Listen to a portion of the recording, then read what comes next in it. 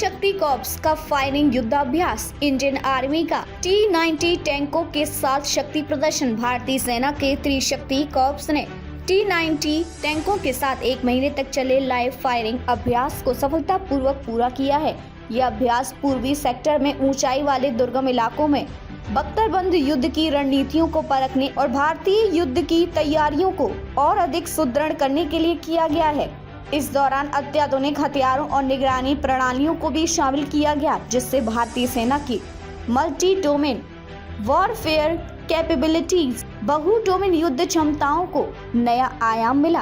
त्रिशक्ति corps की भूमिका और रणनीतिक महत्व। त्रिशक्ति कॉर्प्स भारतीय सेना का एक अत्यंत महत्वपूर्ण कोर है, जो सिक्किम और सिलीगुड़ी कॉरिडोर की रक्षा की जिम्मेदारी संभालता है। यह क्षेत्र भारत चीन सीमा से लगा हुआ है और भारत के पूर्वोत्तर राज्यों को शेष भारत से जोड़ने वाला सबसे संकरा मार्ग है। सिलीगुड़ी कॉरिडोर को चिकन स्नैक कहा जाता है, क्योंकि यह सिर्फ 24 किलोमीटर चौड़ा है और नेपाल, भूटान, बांग्लादेश और चीन की सीमा से घिरा हुआ है। इस क्षेत्र में किसी भी प्रकार का सैन्य खतरा पूरे पूर्वोत्तर भारत को प्रभावित कर सकता है, इसलिए यहाँ भारतीय सेना की तैनाती और प्रशिक्षण अत्यंत महत्वपूर्ण है। अभ्यास में क्या क्या शामिल था? T-90 टैंकों का लाइव फायरिंग अभ्यास। भारतीय सेना के T-90 भीष्म टैंकों को इस अभ्यास में शामिल किया गया है। ये टैंक सटीकता से लंबी दूरी तक निशाना साधने में सक्षम है और उच्च ऊंचाई वाले इलाकों में भी आसानी से संचालित किया जाता है। अभ्यास के दौरान टैंकों से anti tank guided missions ATGMS और हाई एक्सप्लोसिव राउंड दागे गए, जिससे उनकी मारक क्षमता का परीक्षण किया गया। आधुनिक युद्ध तकनीकों का समावेश। सेना ने इस अभ्यास में ड्रोन्स और एडवांस सर्विलांस सिस्टम्स का इस्तेमाल किया, जिससे रियल टाइम खुफिया जानकारी और लक्ष्य की पहचान की जा सकी। टैंकों और हवाई संसाधनों के बीच समन्वय बढ़ाने के लिए मैन मशीन टाइमिंग ड्रिल्स आयोजित की गई। अभ्यास के दौरान आत्मनिर्भरता सेल्फ रिलायंस को बढ़ावा देने के लिए स्वदेशी रक्षा तकनीकों का उपयोग किया गया। दुश्मन के खिलाफ ऑपरेशन की रणनीति। इस अभ्यास का उद्देश्य ऊंचाई वाले इलाकों में क्विक मोबिलाइजेशन, तेजी से तैनाती, फायर पावर, अत्याधुनिक हथियारों का प्रयोग और कोऑर्डिनेशन, सैनिकों तकनीकों के बीच तालमेल को परखना था। दुश्मन के किसी भी संभावित हमले को रोकने के लिए सटीक हमलों की रणनीति को भी टेस्ट किया गया।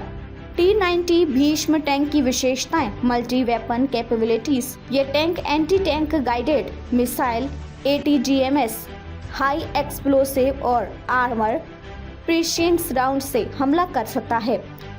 Day and night combat readiness. इसमें थर्मल इमेजिंग सिस्टम और नाइट विजन लगे हैं, जिससे यह दिन और रात दोनों में काम कर सकता है। Superior armour and protection.